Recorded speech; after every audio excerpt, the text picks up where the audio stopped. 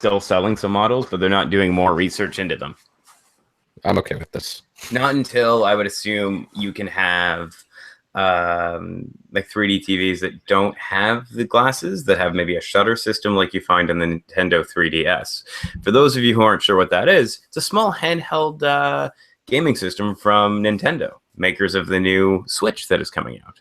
But that's a different podcast. Actually, it's not even. They canceled that podcast. That was the patch, but that's neither here nor there. That's where I live. Sorry, we're live. Hello, everybody. Welcome to the Daytripper Photo Show. We always like to get started before the show actually starts. It's fun that way. I have no idea how long I was rambling before. For about a minute. It's all good. That's okay. So welcome to this week's show. We're talking about photography trends in 2017.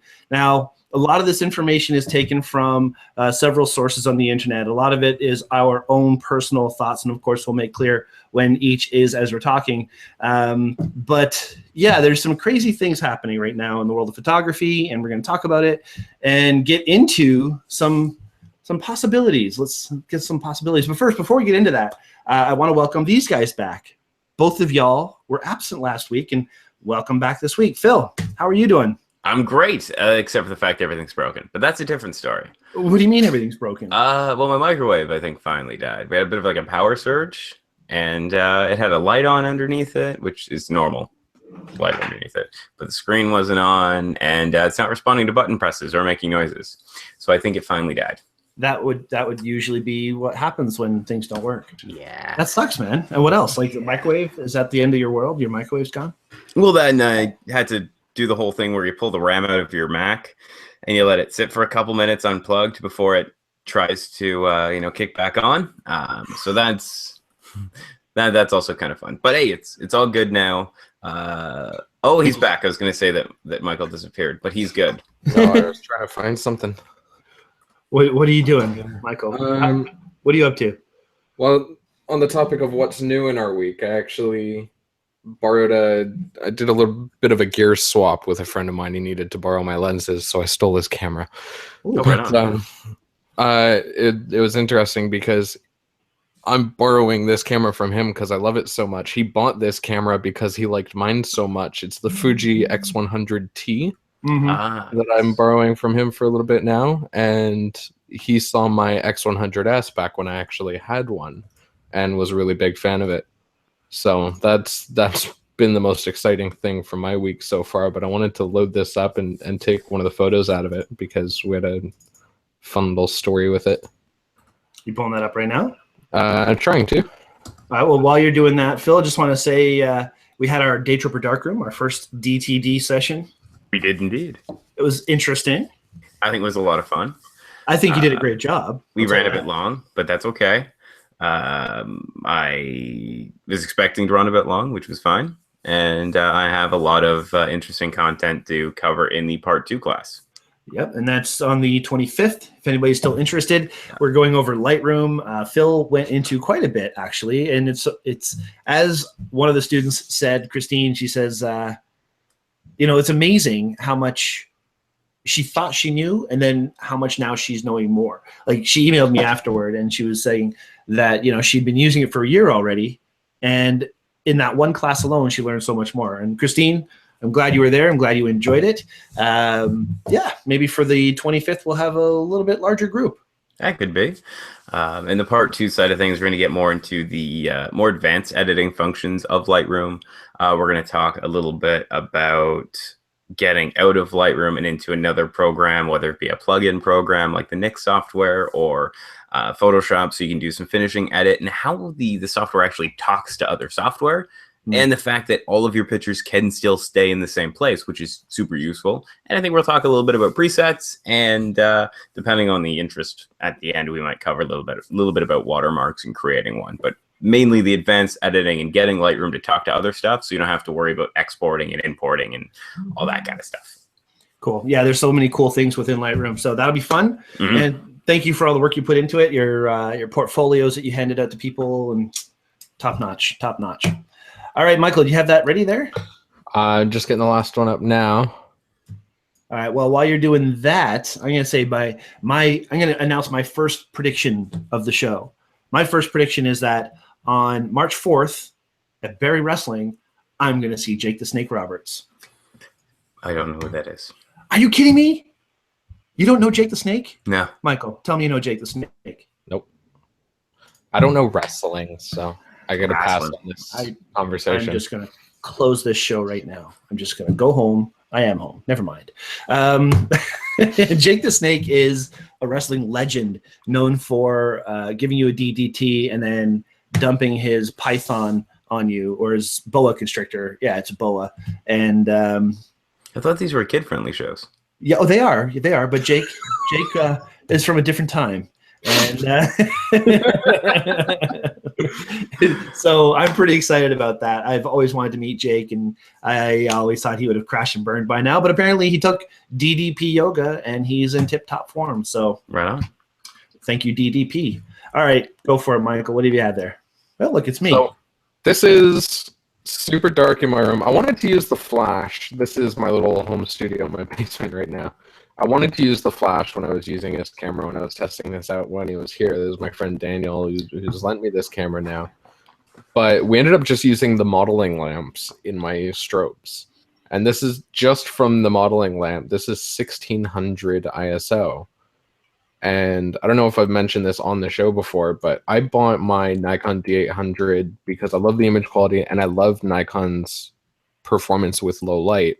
And even though I love it so much, I almost never go above 800 ISO. I hate high sensitivities. But this one, I'll go 1600, 3200 without even flinching. It just looks so good in the JPEGs and the RAW files when you're shooting at a higher sensitivity. So this is 1600 to the ISO. I pulled this one out. This is also 1600 and just super, super sharp. Looks gorgeous. And then we went out for a bit of a walk, and I love using this camera for street photos. And he turns to me and just, we're in my plaza, and he doesn't really come around my area very much. He turns to me and says, can you take a picture of me in front of this Popeyes? But we're behind the building. So I got this shot. Oh, neat. I love playing with angles. I love playing with light. And this was just sort of my fun little moment with him of just seeing what I can get out of a camera with 2 seconds of thought to prepare. Well, those Fuji sensors are pretty spectacular for sure. Mm-hmm. In the right hands, you can do great work with them. Completely in love with these. And that's what I was going to say as well, is if I do ever end up changing my kit, it's probably going to be to Fuji rather than to anyone else. Fair enough. They do make a really nice mirrorless system. Yeah, especially now that the G50X is out. Not that I'll ever make that much money, but if I could afford their mirrorless medium format camera that's just come out. Oh, if only. But I mean, like, if you were to put money in anyone's hands and say, would you buy that Porsche? Yes, you would. Okay, so one. If it was a Pan America, probably not. If it was a nice, like, maybe 911 Spider, then yeah, probably. Naturally. All right. Well, these are things that I don't think I could ever afford. In fact, what I can afford is a $10 flashlight off of wish.com, which I'm very, very impressed with. Just gonna say, it's a freaking bright torch. Did it take 8 or 10 months to arrive? It came actually much faster than I expected. I thought it would still be on the slow boat from China, but no. It doesn't even smell like China. So weird. Yeah, pretty cool. Anyway, from big changes to tiny little demolitions, we have a lot to talk about tonight. So let's get to this. But before we do, I just want to thank our sponsors as usual. Lens Pen, Cotton Carrier, Sennheiser, Sigma, of course, Gentech, the distributor for Sigma, and our newest sponsor, which is Atmosphere Aerosol. And I'm still carrying that can around with me everywhere we go. I don't know. You never know when you're going to use or need some smoke in your scene. I've started to do a lot of video work. I'm recording some vlog video. So anywhere I go, I'm doing it all from my cell phone, and I'm just going to grab little video clips. The other day I was walking to work during the snowstorm, and I'm doing the slow pan across the letter. You know how we all have the letter boxes now? They took our mailboxes away. So yes, central. Yeah, those big things with all the mail in it. Yep. So I'm I have it and there's snow on top and there's snow falling in the background, and I got my camera, my cell phone set to 120 frames per second, and I'm kind of doing the slow pan across the top, and just at the point where I'm going to get between the two of them that are standing side by side and there's a gap, this guy walks across the frame, and he just walks right across that gap in slow motion, and I was just like, oh my god, this is great footage. So I'm getting super excited about video now, and that's just something that's super exciting. And with the smoke, you never know. All of a sudden, I have smoke and I have snow and so fun stuff. I know I scrolled a little bit there, but it was fun. Okay. Okay, so thank you guys so much for keeping us loaded full of equipment that we can give to our viewers during our photo challenges. And just a reminder, the photo challenge is still ongoing. We're not going to be talking about the challenge on this show, but we will be recording the photo challenge review at the end of the month. So as a reminder, and I'm going to say this at the end of the show as well, you have until the 24th of February to get your photos submitted for the following photo challenges. And of course, we're going to release the review video by the 28th at the end of the month with the new challenges in place. So just a reminder quickly, I'm going to scroll down to the bottom of the notes here and give the challenges. The first challenge for the fundamentals challenge is aperture. So make a photo that represents aperture. There've been a few aperture photos submitted already. That's pretty cool. But remember, things that show that you utilized aperture for the results you got. And in the creatives challenge, it is the Man in Black, and you can interpret that any way you like. We kind of think Johnny Cash using his songs, his iconic image, but this is a creative challenge. Who are we to tell you how to be creative? All right, so that's pretty much it for the intro. Let's get right into this stuff. This is going to be a fun show. I'm looking forward to this because we're talking about predictions. We're talking about what we think is going to happen to photography in the year 2017. We're not going to get too political, hopefully. We'll stay away from, potential impeachments and things like that, which, of course, is the first thing that I hope for, but we'll move past those. What do you think, guys? Or do you want to talk about the possibility of never mind. Okay. I'm just dreaming right now. So some of the sources that we're going to use for the information we got from tonight are Getty Images, Shutterstock. There's a few other little sites as well, but Getty puts out a pretty good, I guess you could say, full article, the 2017 trends. It's a whole PDF. You can download it from their site, and it's really interesting to see because they actually monitor something like 400,000 downloads in a year, and they can tell what people search for, they can tell what people are interested in and what they're downloading by photos, the type of photos. So for example, in the past, great stock photos would have been very corporate and very like professional, where now it's more realistic, more realism involved in what people are looking for. So there are trends, and we're going to kind of get into that a little bit, stuff related to photography, of course. Too far into this, do you have any thoughts, any predictions that you think are going to happen in the year 2017? I'm not sure. We'll maybe touch on things as we go because there's different topics we're going to be looking at as far as technology goes. We can maybe elaborate a little bit more. Kind of, at least that's my plan when we get down to those. That's perfect. Michael, anything you want to quickly mention or no? Well, I gotta say, I do have some predictions that we can bring up during the show, but I have to say I'm actually the show is coming in a little bit too late. It got spoiled for me because I predicted Fuji's medium format camera, but it's already been announced. Oh man, I hate when that happens. I knew Fuji was going to be the first one to take it, and they did.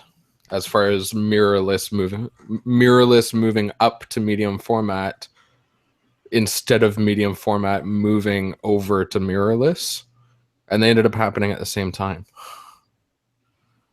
I'm pretty sure I know what at least called it that it was, because Hasselblad has now made a mirrorless camera, while Fuji, already making really, really good mirrorless cameras, has now moved up to making a medium format sensor. Got it. So I at least predicted that it would be Fuji that went that route. Very cool. Well, they did, and they make great stuff. And you mentioned a lot of the different ways, Phil, that there can be different avenues that we're going to talk about tonight. First off, I'm just going to go over some of the things that I think are going to be exciting. I think there's going to be huge boons right now in action cams, 360 cams, VR goggles, and all that kind of content, and drones. I think the trend is going more toward in-your-face realism. Okay. Everybody's copying what they see in social media, Instagram and so on. If you ever look at these things, aside from, and this is something that was pointed out in one of the articles, aside from Kardashian, the big social media stuff these days is all realism, don't you think? Okay. I'd say that. Instagram, Insta chats, Snapchats, all that kind of stuff. So it's interesting that it's going to a virtuality. Oh no! Well, what do you think about that? They're gonna make point and shoots that have an automatic Snapchat application. Just like you can post to Facebook or something live straight from the camera. You can geotag straight from the camera. They're gonna make high def Snapchat now. It's gonna happen. That's valid. It wouldn't surprise me to actually see some of the technology from Snapchat flowing into cameras, or at least even into just the basic camera on your phone. Because a lot of the pictures you see on Instagram and social media and that kind of thing all tend to be coming from another app first. The one that I kind of draws to my head is the stupid dog ears from Snapchat, and you see it everywhere, and it's a filter from a different app. So I imagine that these companies are going to start catching on and start putting that type of filtery garbage in their own apps. So it wouldn't surprise me if Facebook had an app or part of the app built for your camera phone to add stupid filters. Not that I'm biased on these filters or anything. No, I think I've seen a camera that does that already. Sorry? I don't know. It was either Nikon or Sony might have had. I think it was my Sony CyberShot may have had filters already on it that you could do crazy, ridiculous sort of webcam-y sort of filters right in camera. There are some that do like miniature filters and that kind of thing. Excuse me. Oh, yeah. Look at this. We're boring. Again. Already. But I think Sony's probably the prime target for something like this, because a lot of their cameras have an app functionality where you can actually download apps to them, which is actually a bit of an issue with Sony, because some of the functions that you would get out of a normal camera you can get from Sony, but you got to pay for them.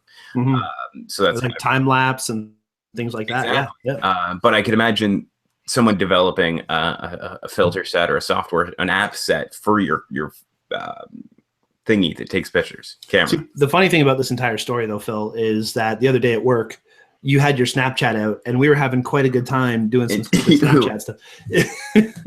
Oh, yeah, now I made him choke. No, I have something like in my throat. It's like tickling it. Oh. But yeah, we were having fun, like face swap and yeah, that was it. You took a face swap with Donald Trump. That was I did. That was and hilarious. We were talking about walls, little video. But like stuff like that's a lot of fun. But I could see this divide between me having an app on my phone and it just already being in my camera. And then now that our cameras all have Wi-Fi built in, I can now just take that, do something on it, and dump it up online.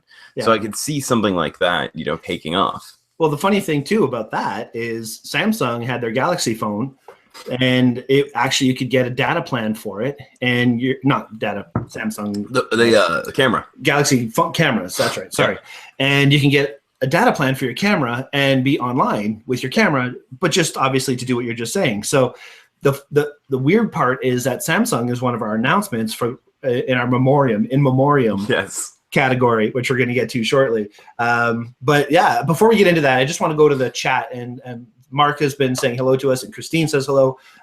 Mark says he knows who Jake the Snake is, but he's old. Same as me. It's all right. Hey, shout out to Jake the Snake. Gotta love Jake. Still at it. All right, so let's get back to these notes here. Let's see, where are we here? Artistic trends that are going to be set. Again, this is going to be trends predicted by Getty. Okay. One of them is color surge. Okay, so again, the photos that we're seeing posted on Instagram, the photos that people are posting on 500px and all these different social media sites, it has become a trend that bold colors are coming in as the hot ticket. Okay. So this is a quote by Claudia Marx. She says, "Color is no longer just one component of an image, it's become the star." Okay. I think that's a really neat concept. So color is actually the main point of the photo, where there's like a yellow wall with hands holding in front of it. Bright, bold, vivid color. Mm-hmm. Have you guys noticed this in any kind of trend? I think I have seen more of it. I didn't really pick up that it was its own trend, but I know it's going to be bad news for me. I don't use color that much.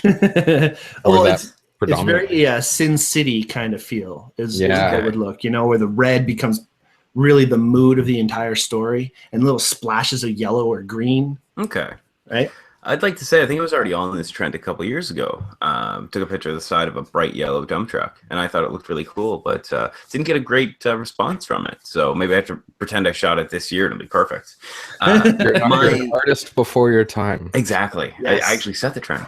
My issue I have with this is it going too far and people losing sight of what, you know, proper color in a shot should look like. And it's fine if some pictures are super saturated and some pictures have, you know, punchy colors, but when people start pushing things too far, I feel like we're going to end up in another, you know, HDR realm where people are taking pictures and the color's just ridiculous as opposed to properly done. And another thing too, on the topic of having like the big yellow background with the subject in front of it, this is going to bring a whole new era of really seeing if people understand what negative space is. Yes. These are going to be composed either really well or really scary. Mm-hmm. For sure. I think that would be, maybe if I can throw a prediction for 2017, I think one of my predictions is going to be that we're going to see the divide between good photography and shit photography, deciding if I wanted to use the word, actually start spreading apart. And it's going to become more obvious where that difference sits. But the issue that we're going to run into is this stuff down here. So the poopy stuff. Now I realize that you couldn't see my hands when I was doing hand gestures. The bad pictures and the bad photography is the stuff that's actually going to take off and the stuff that we're going to see more of. And to actually go with something that's already happened. Beyonce apparently is pregnant. Doesn't matter. Her maternity pictures were terrible. Yet everyone loves them, but they don't realize how terrible they are. So the issue we're running into is bad photography is now becoming a good thing. It's funny. One of the things I always think about with, let's use selective color. You know, selective color, everybody loves selective color except for photographers, right? In my experience, photographers like, oh, well, there's another selective color. Yay, red rose with a black and white scene, whatever. I'm just saying. I'll let you guys all do what you want to do. But this is one of those things that is considered to be, on one hand, really, really artistic and great and gets likes all over the place. And on the other hand, people get their backs up like, yeah, anybody can do that. You know what I mean? So yes, the bad photos don't necessarily... The shift is what is bad. This is bad. This is being marketed as good. Pregnancy has never looked sexier. This looks sarcastic.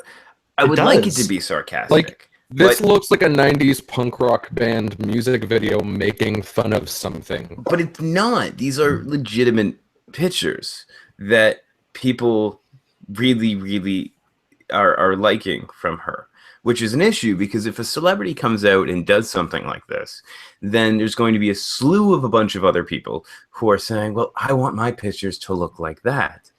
And so we're now bringing the quality down as opposed to bringing that quality up. God, the ones that are in the swimming pool. This photographer is basically saying that, like, I'm trying to read in the background on your story there, what's actually being said about the photos. I have no idea. I didn't read this. Many of my clients come to me looking for a maternity shoot that's unique and encompasses some of their life story. Okay. Getting her belly painted with a koi fish represents the Pisces baby she's carrying. Like, some of the things make sense. It's just the picture itself is not great. And that's my concern. Like, that's also kind of not great. What is this that you're showing? What is this? I just have to point out, as far as photography goes, a very, very important lesson to learn with photography is that glitter makes everything better. It does. There was some people at Henry's the other day, some nice young individuals that came in who were getting passport pictures taken and had glitter all over the place. So I think they were trying to follow that trend. The more glitter they had, the better it was. Maybe that's the big trend of the year, glitter. I mean, Shelley there we go, putting glitter all over her wrestling bell hammer. Hashtag glitter makes everything better. Hashtag. Okay, we're trending worldwide now. Hashtag not my Christian. Okay, now for those of you who watch Last Week Tonight, just little. What was that, Phil? Don't worry about it. I'll watch it back and I'll catch it. You got to watch Last Week Tonight. Great show. Oh, okay, cool. Okay, so back to the notes here for a quick second. One of the things is going away from something that's supposed to look like something, okay, and boosting that color saturation. And that's what's really selling right now. And one of the quotes is, in our hyperkinetic world, audiences are fatigued with the ordinary. So the top 5 colors searched in the last 12 months are green, number 1, red, blue, brown, and yellow. People are searching by color. So color's a big deal when it comes to this kind of stuff. Okay. Don't you think?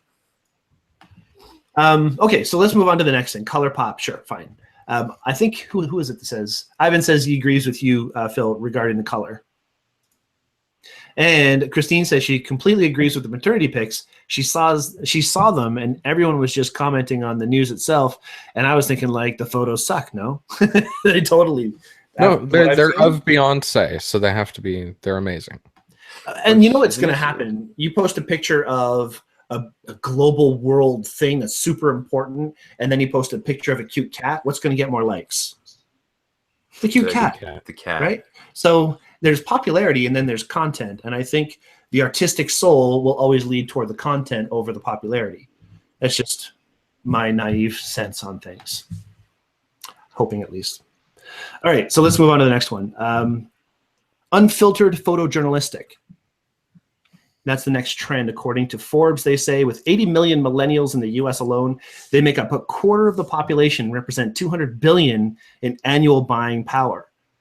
When you grow up with the internet, marketing, as we all are doing these days, you're more savvy to standard advertising techniques. So gonzo advertising will speak to them, and they'll actively seek out brands that mirror their own lives. This is what Getty says. Phil, what are you thinking? I think millennials are idiots. I'm not gonna lie.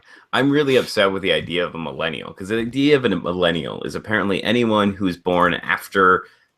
It depends who you ask. Sometimes it's 95, sometimes it's 90, sometimes it's 2000. If we're gonna call them millennials, they have to be born in the year 2000. First off, millennials makes sense. Everyone else is just generation something or other.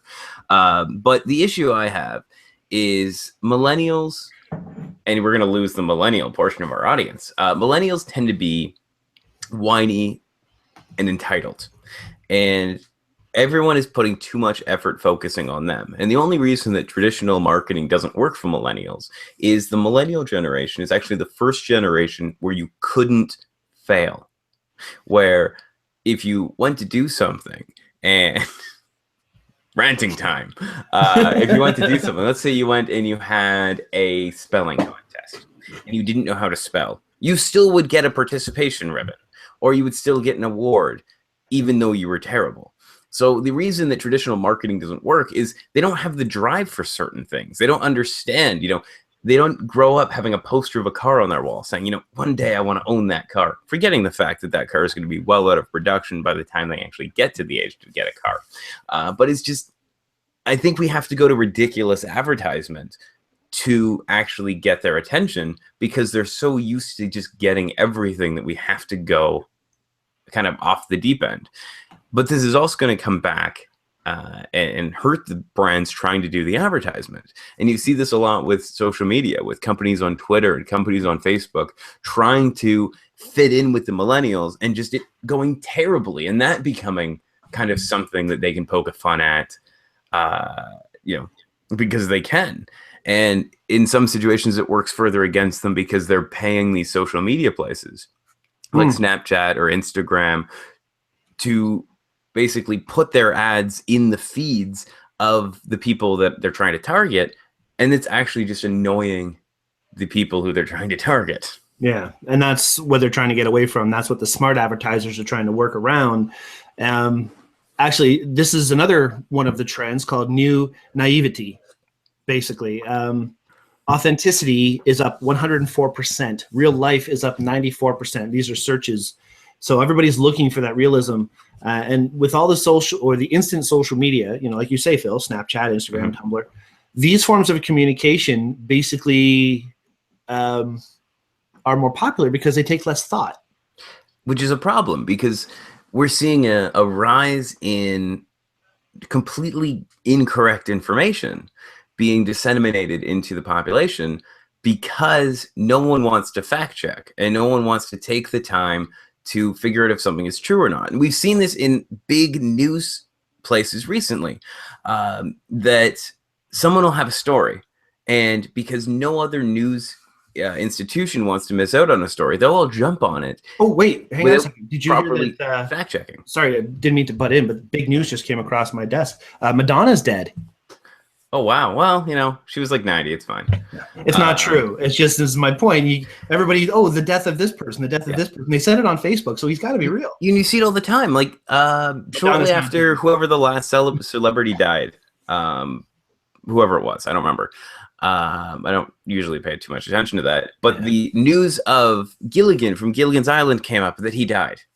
But he died years ago.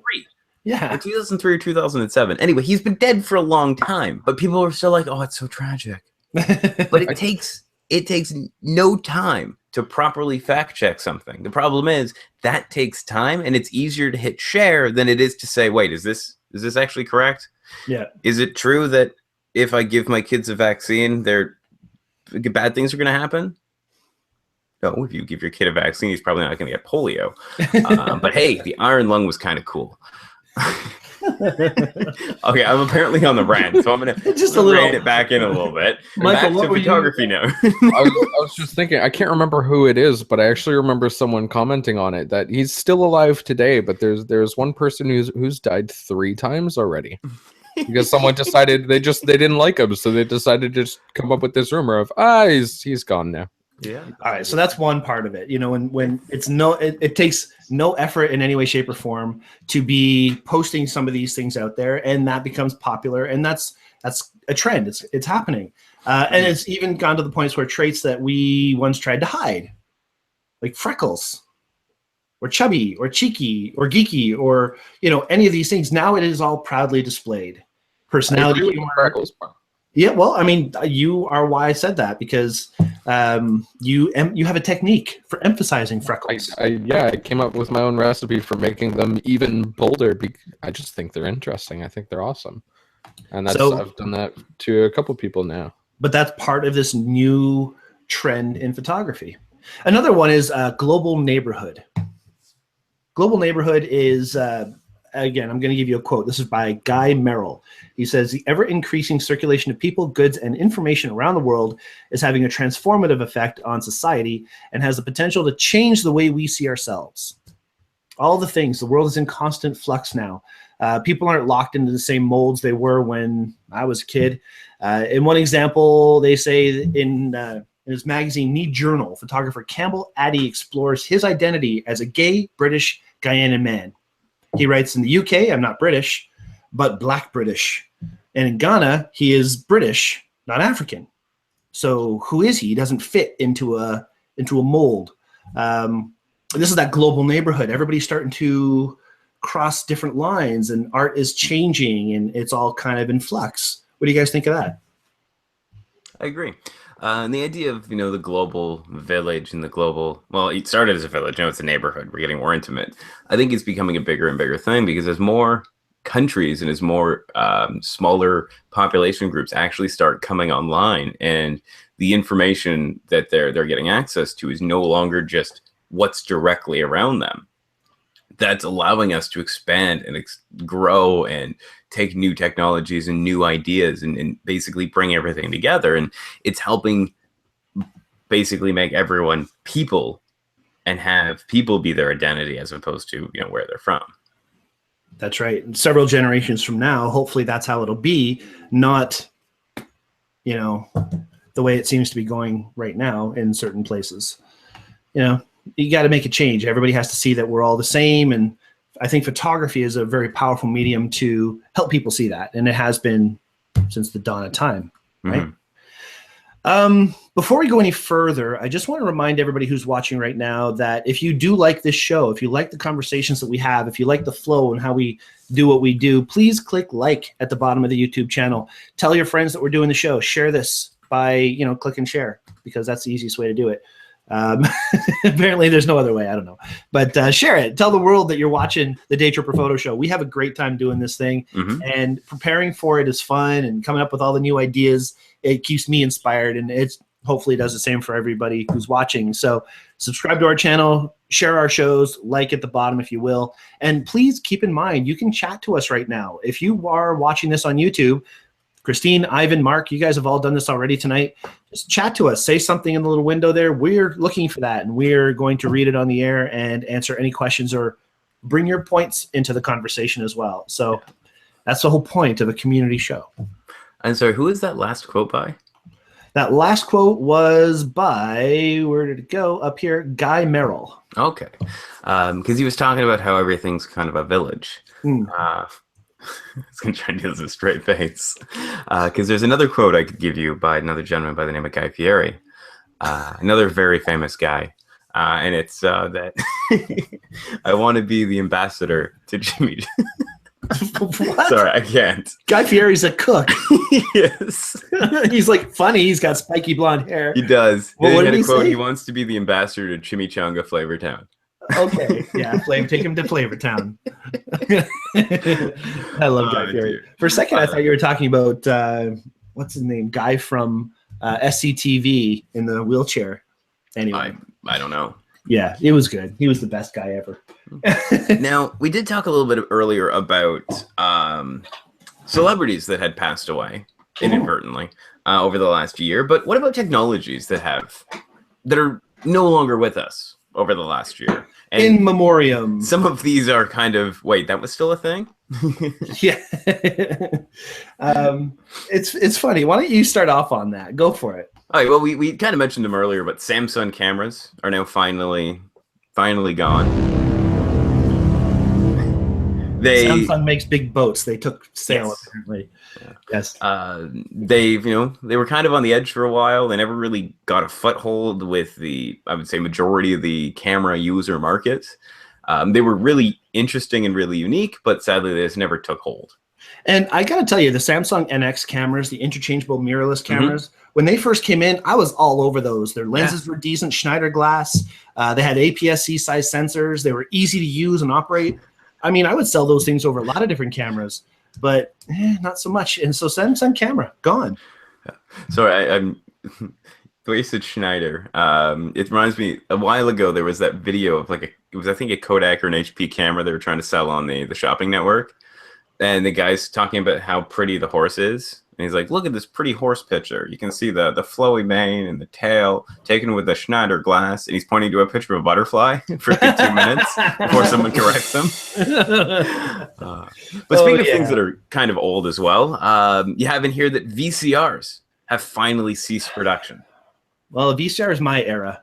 That's my generation. Well, my era as well. I'm sure a lot of us can remember having, and I'm going to specifically call Disney out for it, the old school giant, not giant plastic, bubble plastic packaging on your Disney Disney VHSs that you could somehow only fit 5 of them on a shelf because they were massive.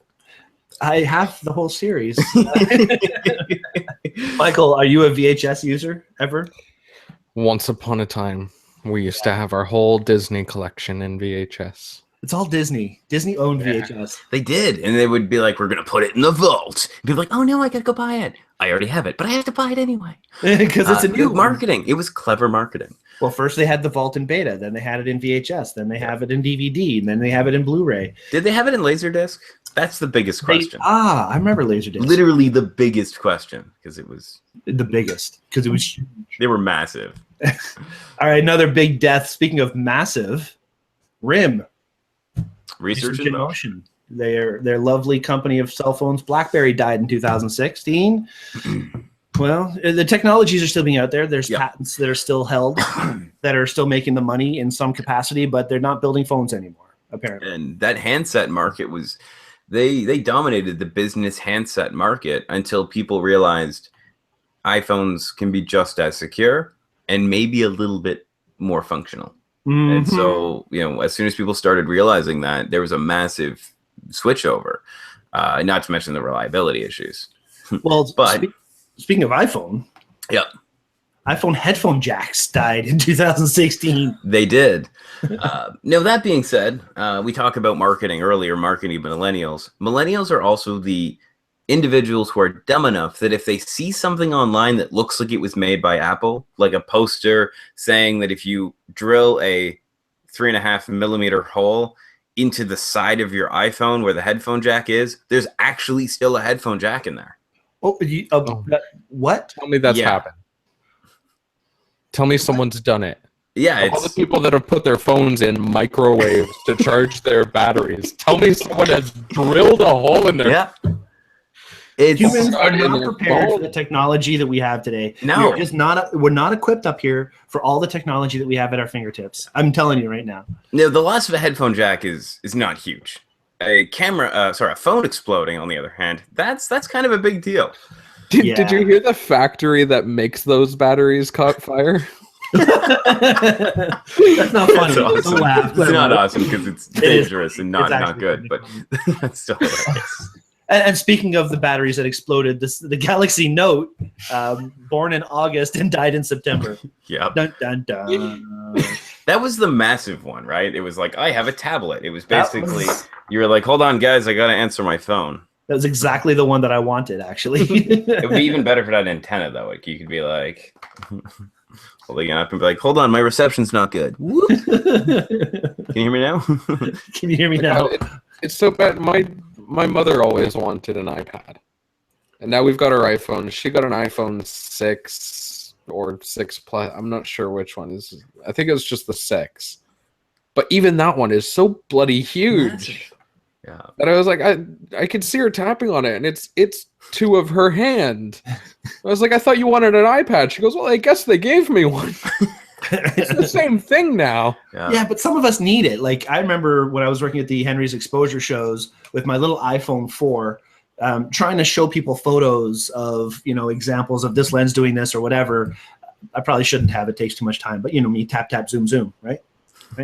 That's a little ode to my buddy. Anyway, when I had to get a new phone, and we've done shows. I was doing this show while I was choosing what phone I wanted to buy. We've done shows to help me choose my phone, and it ended up being the Sony Xperia because it's huge and because it has a good quality screen to show photos. And if I didn't have a large screen, then it wouldn't work for my life. So sometimes you need that big phone, and that Samsung, it's too bad that it didn't work out. I was pretty bummed. I wanted it, but I'm not going to have a phone that's going to explode in my house. Not going to happen. No, I don't blame you.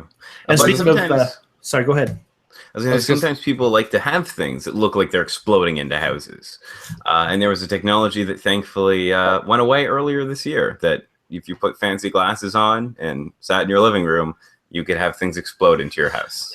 Yes, 3D TVs have died apparently in 2016 again. Okay, so I'm also of the generation of Vincent Price and his 3D movies back in the day, black and white horror movies in 3D, where we'd go to Max Milk and get our 3D glasses and go home and watch Vincent Price that night until, like, this is all before he was doing the Michael Jackson Thriller stuff. Vincent Price is classic. Do you guys ever watch Vincent Price movies? Great 3D movies. Okay. Are they like the red and blue? Yes, they're the 3 shifted. Yeah, I still have red and blue glasses. I like to make 3D photos using the red and blue technique in Photoshop. See, Right on. everything old is new again. There you But go. apparently 3D TVs are not. When I bought my living room set from the Brick, they threw in a free 47-inch 3D TV, which I have in the other room. I think I've used the 3D 3 times, and each time it almost made me throw up. It's very odd. Other things that are odd would be, 7-second videos. Yeah. Okay, so here's the thing. Vine, initiated in 2013, died in 2016. Vine ended up being destroyed because everybody came out with first I think they had 7 seconds, and the next person went to 15 seconds on Instagram or something, and then there's Snapchat. So all these other programs came out and took their technology, and poof, there goes Vine. Yeah, and Vine at some point was actually purchased by Twitter, I believe, and it existed as part of the Twitter company. But there's not a point to have another app that does the same thing. And it just takes up more space on everybody's phone. Exactly. I have no space on my phone at all. I'm deleting apps all the time. So yeah, too bad, Vine. Live in the now. All right, I think that's just about it for. Oh wait, one more. Google Nexus phone. This is something that probably Gabriel would have had a couple cents in on. He loved the Nexus phones, and I think he's probably now moved on to what's the next one that Google's come out with? Pixel, yes. Yeah. And he has it. And he's done some video stuff with that that's blown my brain. So out with the old, in with the new. That's what happens with technology. And it's nice to do a refresh of a brand every once in a while. And I think that's kind of what they were aiming at doing. Now, sometimes a brand refresh is not really going to save you. Not even that it's not going to save you, but sometimes it doesn't even happen. All right. So there's been big announcements from Nikon. Ross has posted some stuff. Petapixel's posted some stuff. Apparently, the Nikon stocks dropped 15% after their quarterly announcement of extraordinary loss. That was the quote-unquote extraordinary loss, which is really, really sad.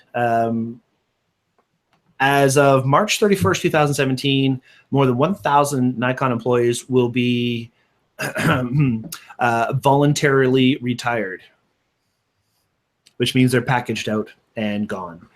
That's a huge chunk of Nikon's workforce. Yes. There have been some countries where they've gone from 13 to 3. There's basically Nikon looks like it's dropping like flies right now, which is really kind of scary. Yes. And the death knell could possibly be the sensor issues that they've had and the technology issues they've had in the past. Like they couldn't release entire series of cameras because apparently they couldn't get sensors or something like that from the earthquakes or tsunamis. But now they've officially announced the entire DL series, which we actually talked about way back in the day, will not even happen. So last March, the DL series was announced. And this is a line of high-end consumer, I don't want to call them point and shoot because some of them are like big sensor, even APS-C sensor, but 24-85 equivalent lenses, 24 to 180, 135 equivalent lenses, or 18 to 135. They have really big sensors, really good lenses, and they're supposed to be, you know, the best of everything. 4K video, you name it, they had it. And apparently, they bit off a little more than they can chew. And the cost in R&D and building the thing far outweighed the potential of sales of the thing. So they said, all right, we're cutting our losses already. Done. DLs are not going to happen. That's weird because when you look at the camera itself, it looks good. Like a lot of them looked like they maybe had nano glass or the nano stamp on them. They had little grippy things so you could hold on to the camera. Like, do you have something you can screen share? Is that what you're looking at? I just quickly Googled. Let me pull up a screen share here. So I'm looking at the Nikon DL something. But it looks cool. Like this looks like a nice little, well, I'm going to scroll down a little bit so you can see it. Oh, up a little bit. Like this looks like a cool little point and shoot. And like the three of them together, which I'm assuming there was going to be a line of 3 of them. Let me get this in the middle. Like the bigger one here, the smaller one, the even smaller one over here. You know, they look like they could be cool, but this also kind of makes me feel like another Nikon camera. I was about to say that too. And it just kind of so happened that this was like the next picture in the row. Because this was another Nikon that was supposed to take off and was supposed to do really well. And it never really did. The only one of these that I'd be interested in buying was the waterproof one. Because it seemed ridiculous. But I would also never take the lens off it because then the waterproof seal would dry out and it would be a pain. But it was frustrating. I remember that J series, the 1 series camera. I sold 13 of them in one December. And in that January, I think 7 of them came back for all kinds of different reasons. Anything from it being more difficult to use than they expected, picture quality wasn't good enough, didn't focus fast enough, too small, too big, didn't like the Flash, loved the Flash. I mean, there were so many different reasons, and it was so frustrating. I literally stopped selling them from that minute forward. As soon as and it was all within a week or so, they all came back. So I was done. Yeah. I haven't sold one since. And now, if you look at our store in Henry's, all we have is used lenses. We don't even have the cameras. And it kind of reminds me of the, this actually I think just fits with a big brand like Canon or Nikon trying to come out with a mirrorless. Like Canon's got the M series. Some people like it, some people don't. Nikon had the J series. You could get, it's like it doesn't seem right for them to be doing that. I don't think they can take that foothold. I think it takes a camera company like Panasonic or like Fuji that really didn't have a camera to go mirrorless, or Sony, who's slowly made that transition over in a couple of years. That kind of works, but just being like, here's a new camera and it doesn't work with this stuff, don't worry about it. I think that's a little hard for people. There was a different level of commitment to bringing out the right product. Canon, they brought it out for a year. They then removed it from North America and only released it in Europe for a couple of years. And then they put it back out, and the people that have one love them. And I don't know, but the Nikon one with that tiny little sensor and all the other, I mean, they were going for small. That's really, and I get that, because the biggest problem people have with mirrorless cameras is the footprint isn't that much smaller. But if you look at something like, they were about the same size as a Sony 6000, maybe a little more narrow than a 6000, but not a huge difference between the two. And that's kind of funny, considering, you know, some of Nikon's sensors come from Sony. Yeah, exactly. And, you know, how hard would it be for Sony to incorporate some of Nikon's technology? I wonder, but we'll get to that in a minute. First, I want to hear what Michael has to say. On what you highlighted, or on this? On what I highlighted, what you wrote in here. Oh, God. Okay. So on the topic of trends in 2017, there's two trends that I've seen already take off. And one of them has been around forever, is fail videos. There's just something so satisfying about watching someone wipe out and faceplant with whatever they're doing. But something else that's taking off right now, and actually I could tell a bit of a story. My brother and his girlfriend signed up to test out the Oculus Rift recently. VR is completely exploding everywhere. And with it is completely different sensations that you couldn't even get half the time out of watching a 3D TV instead of just feeling sick. Putting on a VR headset and seeing your hands, seeing your feet, or what your feet are supposed to be, and then having the ground fall away from you gives you an actual sense of vertigo. Some of the games, some of the activities that people are doing with VR headsets have them actually falling over in reaction to whatever they're seeing. There are people rock climbing and then slipping when they're trying to rock climb, and they completely wipe out physically because they forget that they're falling off a cliff. Yes. So that visceral sensation that you have, that reaction that you have watching a VR headset, tie that in with riding a BMX bike up a ramp and then bailing in midair when you don't land the triple spiral. People are going to be tie that in with the new trend now from all these different companies having 360 cameras, all these different action cameras coming out, that you've got that panoramic view of everything around you. Tie in all these action 360 cameras, your VR headsets, and this trend for fail videos, and we're going to be wiping out all over the place. I lost the word, vicariously. There we go. I like We're it. just talking about Tool. I was like, I know this song. Oh, great song.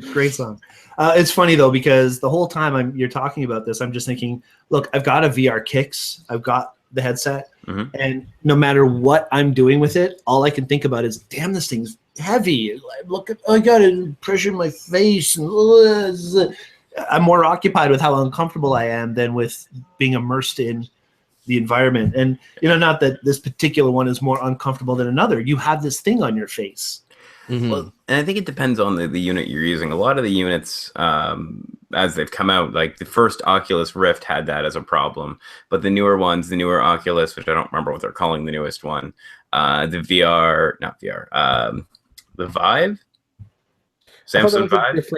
Yeah, that's a different. Well, it's a different one, but the same. same idea is instead of having all the weight in the front like the phone-based ones do, they're moving the processing power to the sides and around so that it's not as heavy on the front of your face. And that'll be the shift. I think once they get them comfortable and wearable, and that's when everybody will get them. Until then, well, it's still a future thing.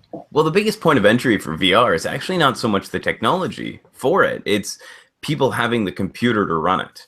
Because they take a ton of processing power, and your average person's computer can't handle it. So until we can make something that runs with everything, or computers get powerful enough to the point they can work with it, then we're not going to really see it click in fully. Time will tell. Time will tell. All right.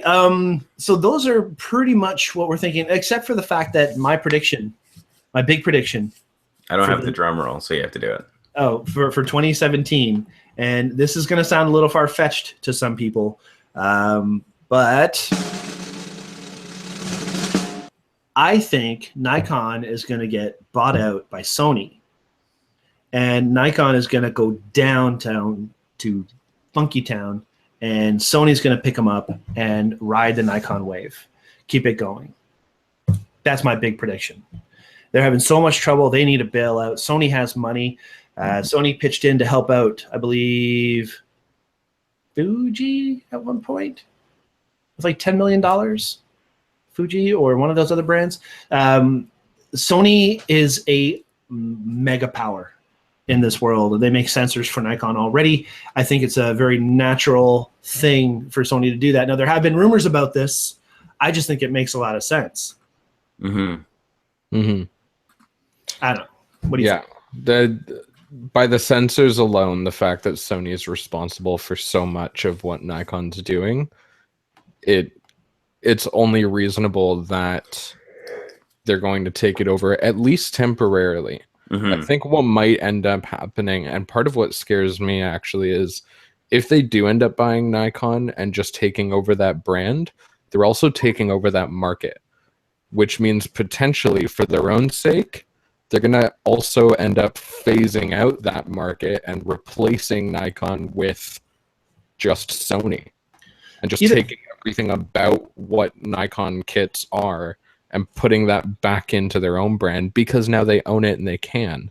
Well, and they're Sony going to did the same amalgamate those thing. communities. They did the same thing with Minolta. Yeah. My first DSLR was pretty much a Minolta, but digital, made by Sony. And they used the lens mounts, and they used the flash mounts, and they used all the technology, and eventually phase that away and bring out their own product, and everybody kind of had to move with them. Sony's kind of known for doing that. They brought out Beta. It lasted for a little while, gone. All the technology they have, 8mm, lasted for a while, gone. They just seem to do that. We talked about it earlier, the Laserdisc. Thank you, Sony, for that.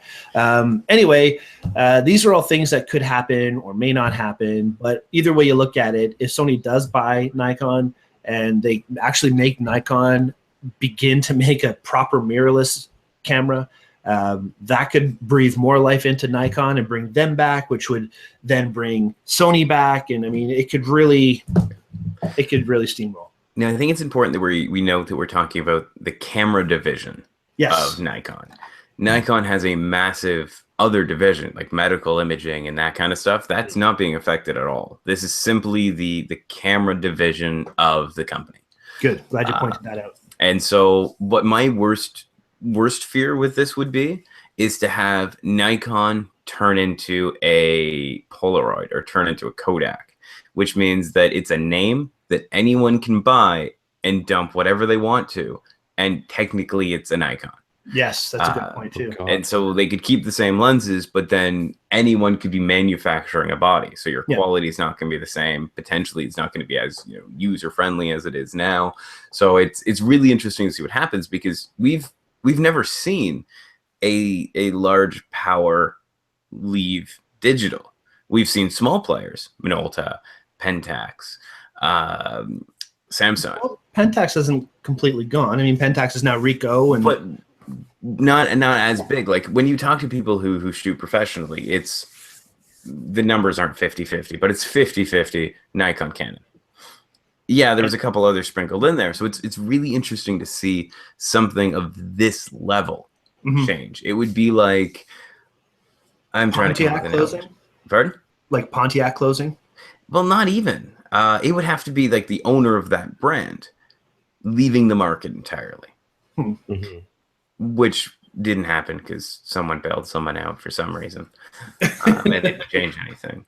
No, it's pretty much all the same. But it would be like, Windows and Mac, and it being like, well, Windows, we're done. It's not happening anymore. It'd be something like that. Like, what would happen? And so it's the what if that I think is really interesting. And they have been struggling for a little bit, and I'm really curious to see where it's going. And well, if my prediction is right, we're going to find out. Yes. We'll find out. And that's exactly what I'm threatening, I'm not buying fake knockoff Nikons if that happens, and I'm not paying for Zeiss lenses. So if it goes either of those directions, Fuji. There you go. Have an exit strategy. Yep. Well, you're actually looking at the G Master lenses now with Sony, which are their L series or their nano glass. Which are quite good, apparently. Super expensive, though. Yes. But very good. All right. I still think no matter what brand I'm using, Sigma lenses are where I'm at. As long as they make them out. Yeah. That's right. It'll take a while for them to change things up if that does happen. But that is our predictions. That is also the end of the in memoriam part. Everybody's died in 2016. We didn't give names about people. It's about electronics that's important right now. Too many people to talk about in 2016. But Michael, you have a little thing to mention here. The smallest, the world's smallest sculpture. Yeah, this is something really interesting I came across earlier. And I'm just going to go ahead and screen share this quickly. There was a photographer who was hired to photograph the world's smallest structure, and there's an artist who makes miniature sculptures. I wonder if I can find this here. Let's look at this one. He makes ones that are actually small enough to fit inside the eye of a needle. Like this one here is placed on top of a human hair. You can see the individual textures of a human hair. And that's how small this is. This entire sculpture, headband and all, in the hair, the ponytail, the fingers, the whole thing is only 10 microns wide. Which, speaking in VCR terms, the last JVC video heads were 19 microns. They were tiny, tiny, tiny. And that's a video recording head. Look at that. And I think this is an electro photograph or something where they get that absolutely microscopic details of the inside of an eye of a needle, and it doesn't even take up a tenth of it. They really should use the lens pen to clean the eye of that needle before they put this seriously. So, I mean, this is super, super impressive work, but they noticed something while they were shooting. They couldn't find it. Now, silly thing to mention for a sculpture that small, you can't even see it with your own eye, but when they went looking for it where it was supposed to be, they found the photographer's fingerprint. Now, my only issue with this entire thing, and I'm breaking into semantics, but that is this a photographer who's taking these pictures? Because they're all shot with an electron microscope. So it's more scientist. Like the person who captures the initial image in the 3D, that is the photographer. I don't know if it's the right name for the person who squished this. I think we should blame scientists. I thought it wasn't the photographer who I don't think the photographer was there to shoot the statue. I think the photographer was just shooting the event, the gallery showing. And accidentally on top of the statue. But my problem with all this is, how could you possibly have a statue that small and that hard to see and just kind of leave it on a platform? Yeah, your comment earlier, put some sort of cover over it. Take a cup and boom, put it on top or something. Just bonk it on there. Yeah, just boom, right on top of it. Then again, something that small, all you have to do is talk in that general direction, and it'll end up floating to the other end of the room. So I think there's a bit of stupidity on a lot of parts here. Just saying. I mean, somebody takes that much effort to make that little statue, and then they don't even put a cup on it. That's silly. Yeah.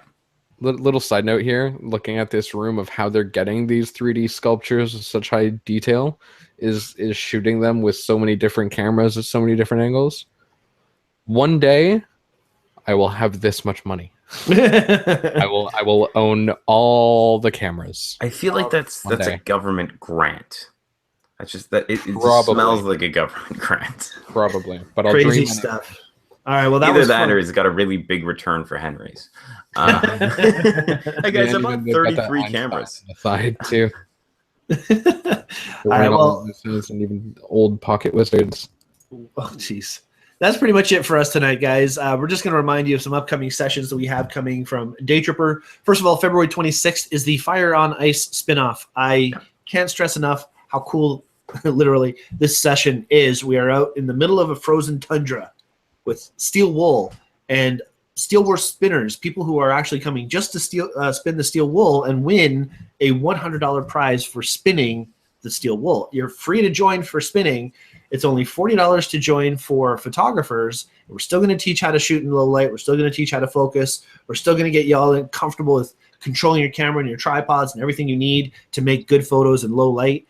But the best part is you as a photographer get to choose the winner of all the spinners. So it's a competition. It's an event. It's steel wool. It's awesome. It's only $40.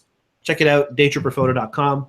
Also, on March 12th, the low light action session on wrestling photography is taking place with our buddy Blake Zimmerman helping out. It's going to be a blast. Speaking of wrestling, I'm super excited, and I said it earlier. I kind of hinted about my my prediction about seeing Jake the Snake. Check it out this March 4th, guys. Wrestling for Cardiology and Barry at Barry, the First Lane Community Church. It's going to be a blast. I love shooting for Barry Wrestling. The guys are great that run it. The wrestlers are always fun, professional. It's great for kids, great for all family. And Jake the Snake is going to be there on March 4th. So if you are an old school wrestling fan like me, especially like my wife, who was like chomping at the bit to tell me this news, she knew before I did. She knows everything before I do. I don't get it. Why is she so cool and I'm not? Anyway, no comment from anybody on this. Is this thing on? Hello? Hello. Hello? All right, so that's about it. Now, I'm going to put this out there. Michael is doing a composite class. He's got this amazing class planned for March the 11th and March the 25th. We have a deadline coming up on this class, and we're really hoping more people register for it. So if you're interested in not just editing the composite photos, but actually shooting for the edit, check it out. It's on daytripperphoto.com, March the 11th and March the 25th. It's a two-part session, just like what Phil's doing with Lightroom, but it is going to cover so much. Michael, do you have a quick second to explain what you plan on doing there? Yeah, basically, we're going to dedicate day one to just all the elements of shooting a composite, all of the fundamentals of what makes it easier to take the photos that you've done for the composite and make it easier to edit them. So all the things that you want to do on set, all the things you want to look for on location. And then we're going to start using the photos that we've created on day one to go through the different methods, some of the fastest, most fundamental methods of masking and compositing these images to create a composite. It's going to be awesome. I really hope that we have a few more people book for the session. If not, we're still going to do something. It'll be fun one way or another.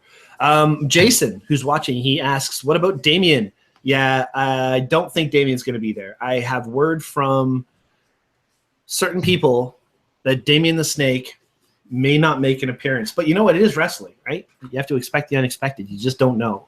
I'm predicting Damien the Snake will be there. Do you guys know what I'm talking about? It's his python he hits people with.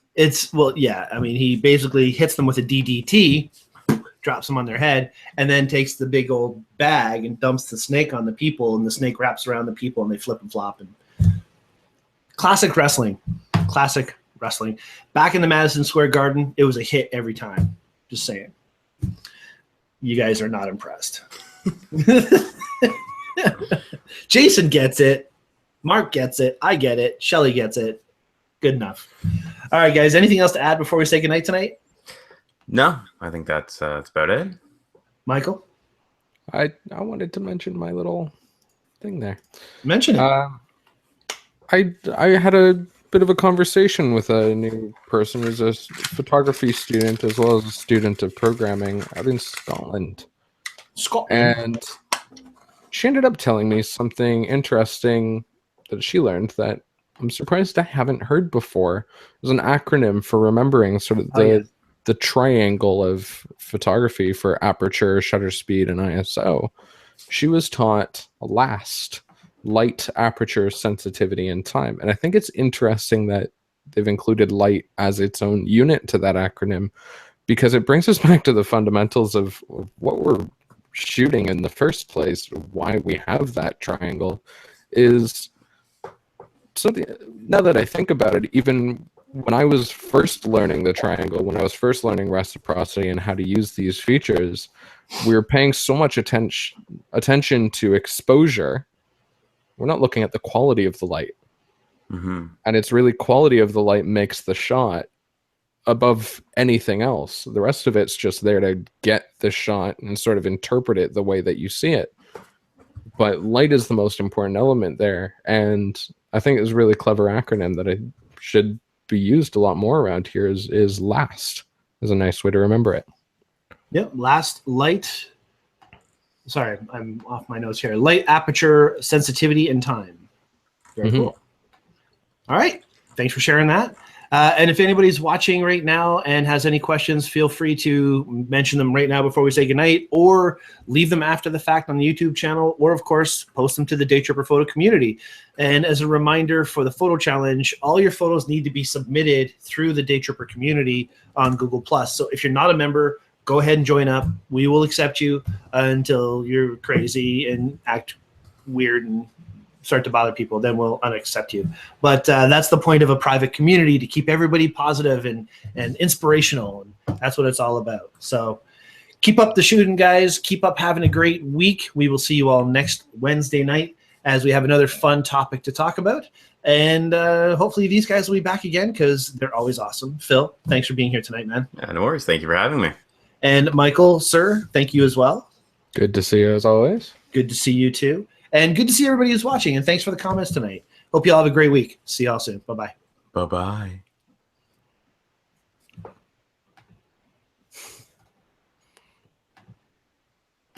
Just leaving it on. 10 more seconds. At least 10 more seconds.